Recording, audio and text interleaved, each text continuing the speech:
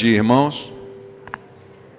Eu convido a todos a abrirem suas Bíblias no Evangelho de Mateus, no capítulo 3, dos versículos 1 a 8.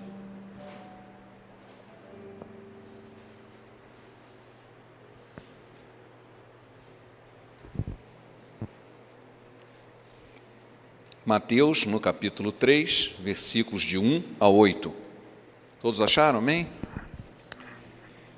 Naqueles dias apareceu João Batista pregando no deserto da Judéia e dizia: arrependei-vos, porque está próximo o reino dos céus. Porque este é o referido por intermédio do profeta Isaías: voz do que clama no deserto, preparai o caminho do Senhor, endireitai as suas veredas. Usava João veste de pelos de camelo e um cinto de couro, e a sua alimentação eram gafanhotos e mel silvestre. Então saíam a ter com ele Jerusalém, toda a Judéia e toda a circunvizinhança do Jordão, e eram por ele batizados no rio Jordão, confessando os seus pecados. Vendo ele, porém, que muitos fariseus e saduceus vinham ao batismo, disse-lhes: raça de víboras, quem vos induziu a fugir da ira vindoura? Produzi, pois, frutos dignos de arrependimento.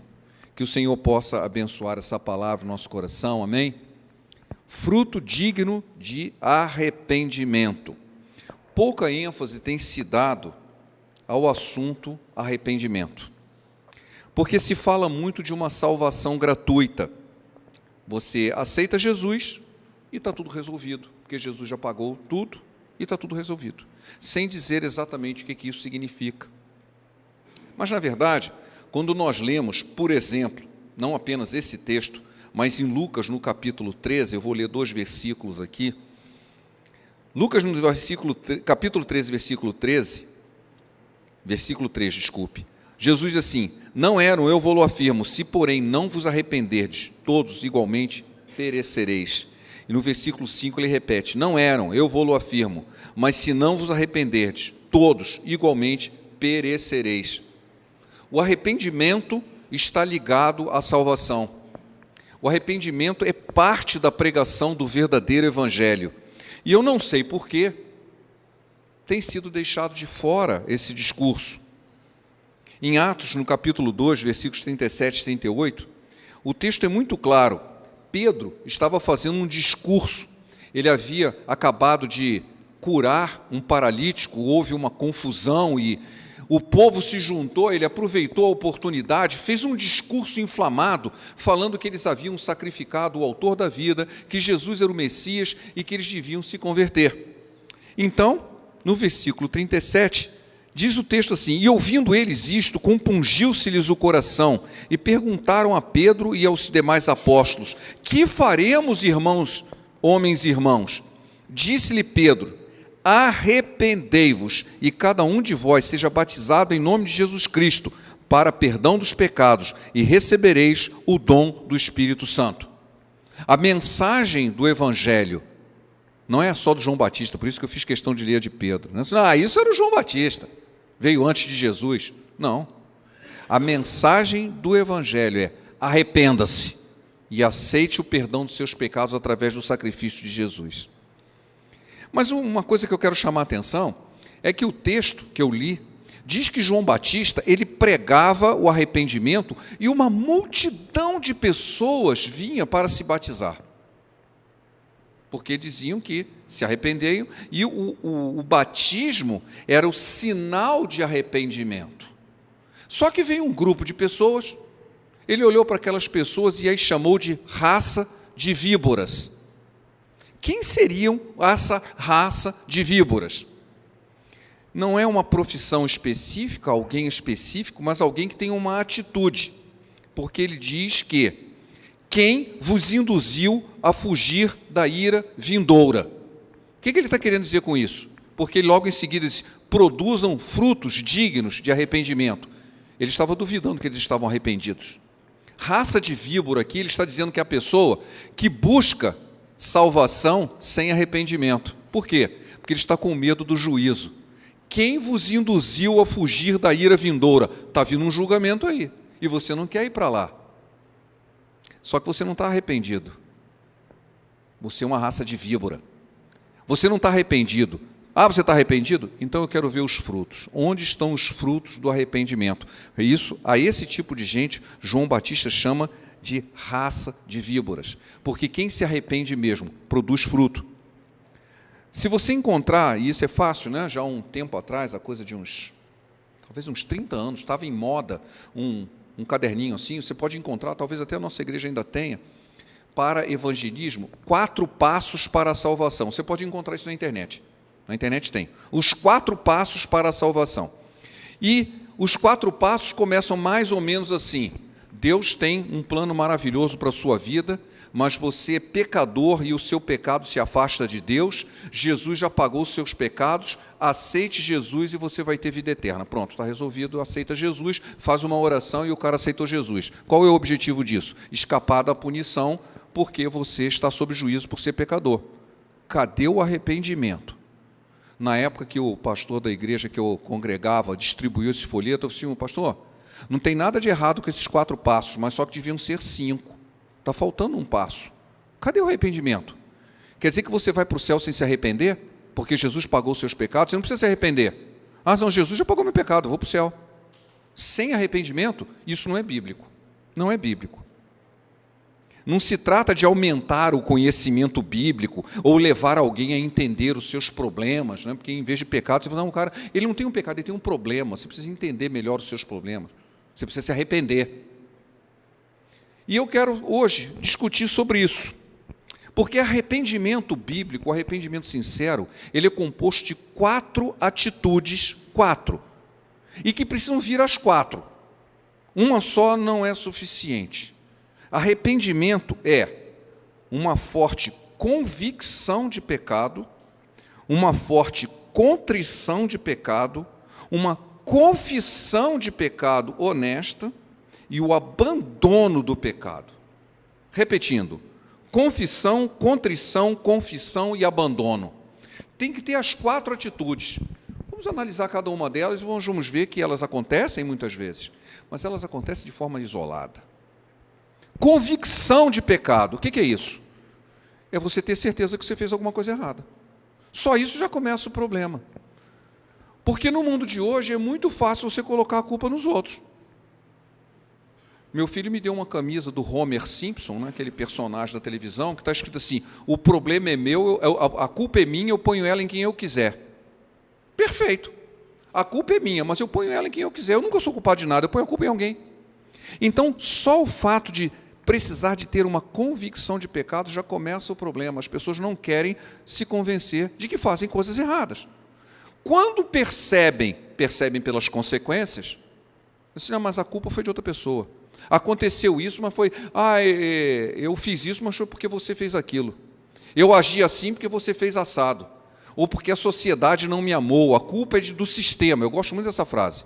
A culpa é do sistema. Eu nem sei o que é isso, mas eu ponho a culpa em alguém. Então, só o fato de eu não reconhecer os meus próprios erros, as minhas próprias intenções erradas, já é um problema.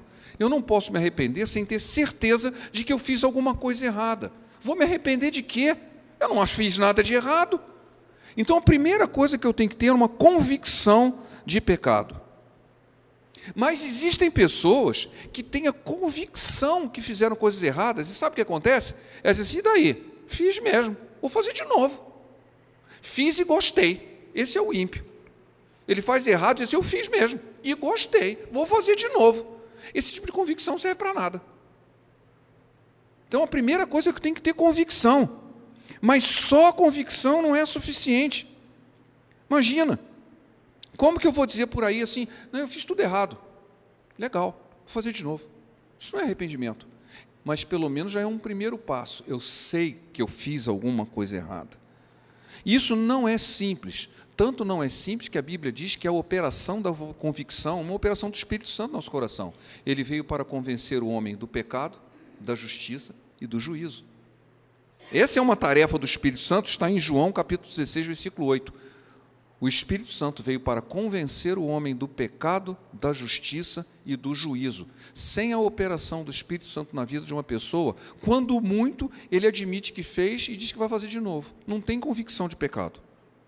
Eu preciso ter a convicção de que eu fiz algo errado. A segunda atitude é a contrição. Contrição muitas vezes é conhecido como remorso. Eu fico triste porque eu fiz alguma coisa errada. Você já imaginou o sujeito assim,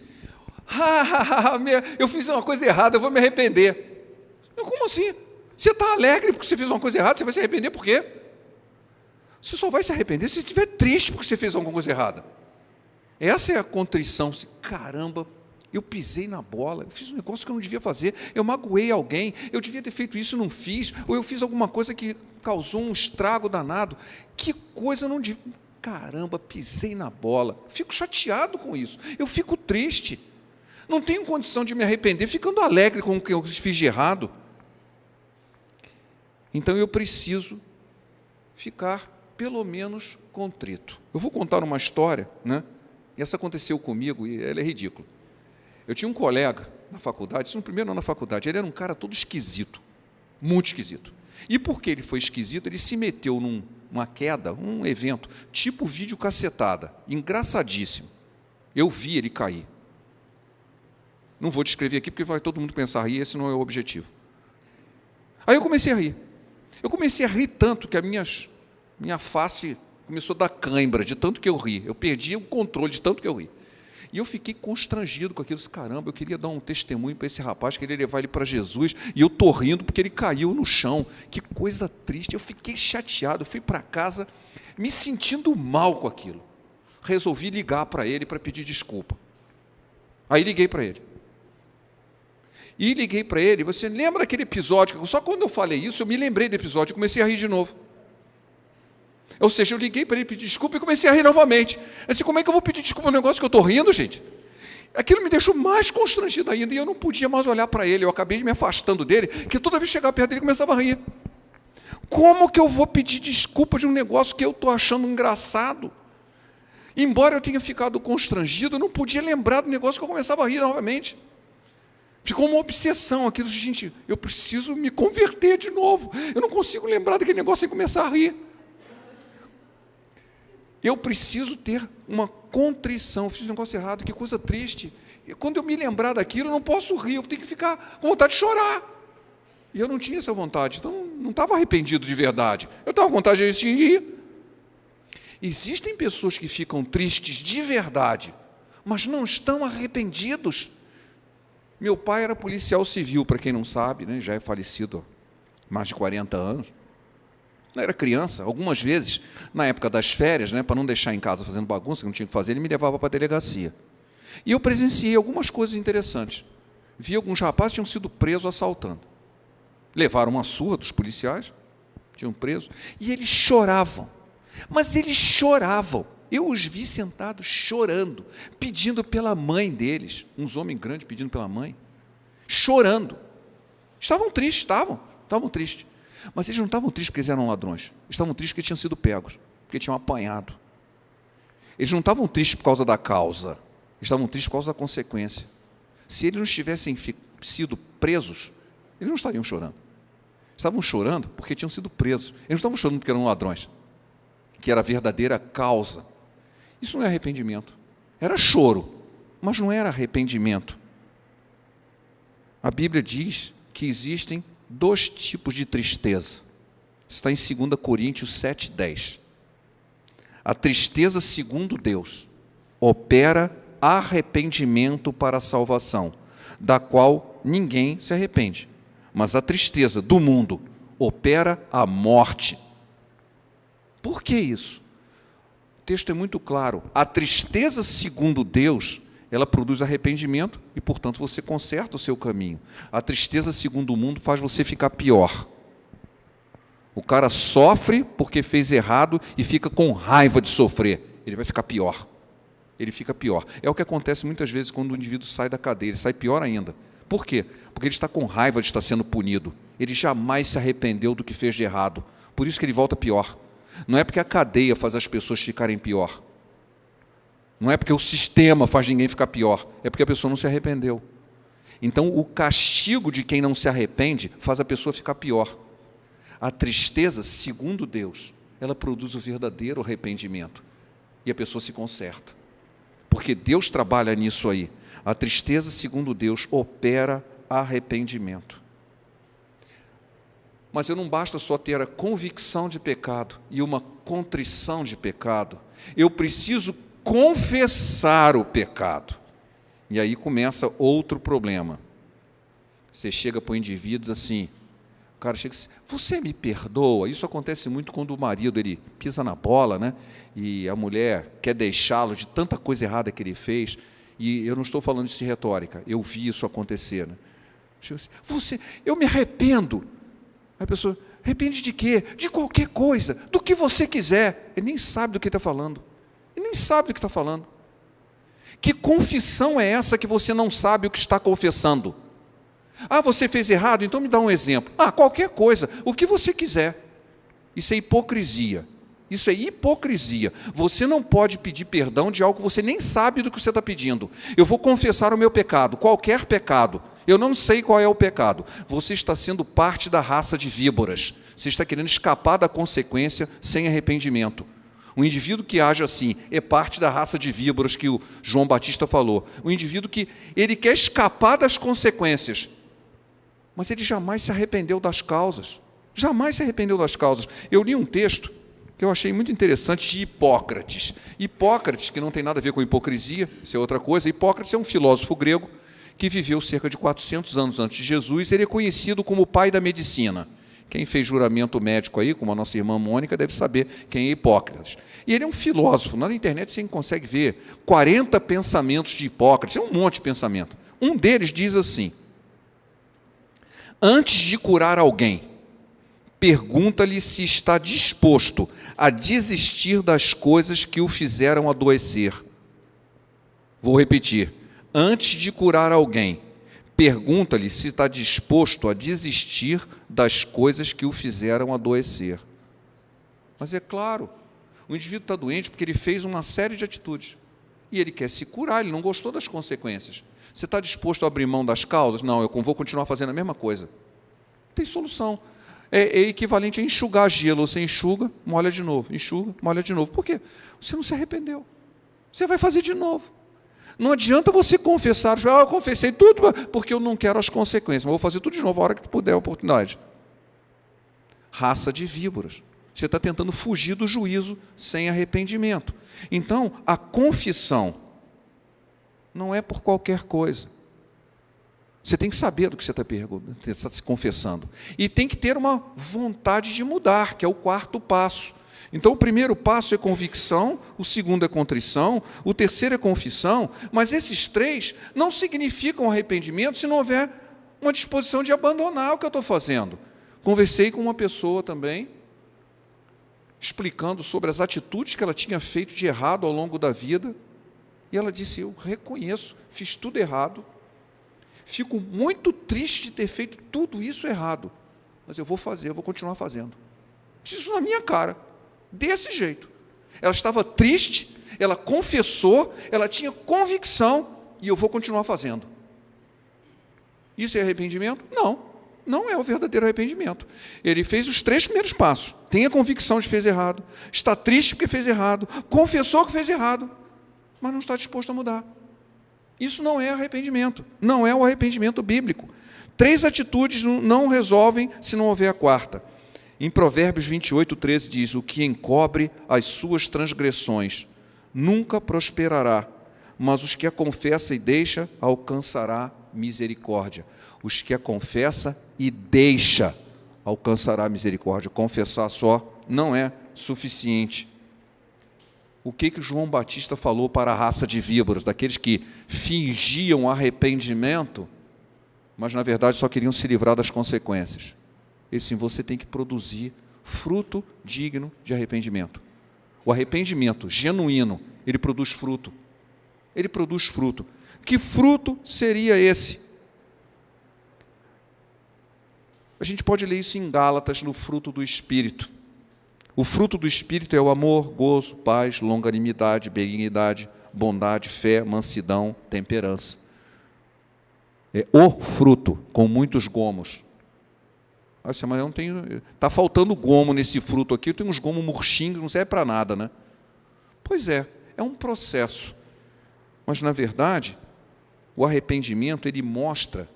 Assim, o cara está arrependido mesmo? Ele não vai aparecer todos os gomos de uma vez, mas ele vai mostrar uma luta constante contra o pecado. Fala assim, olha, eu até erro, mas eu estou sempre tentando acertar.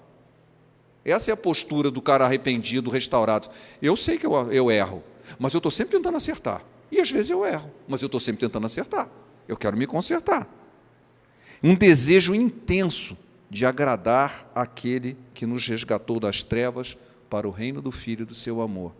Eu faço as coisas de boa, não é para contrabalançar a balança das coisas ruins. Eu tenho um monte de mais ações aqui, então eu vou fazer boas ações para compensar as mais. Quem pensa nisso está errado. E outra coisa, vai perder, porque as nossas más ações pesam mais. Boa ação não vai compensar a mal ação.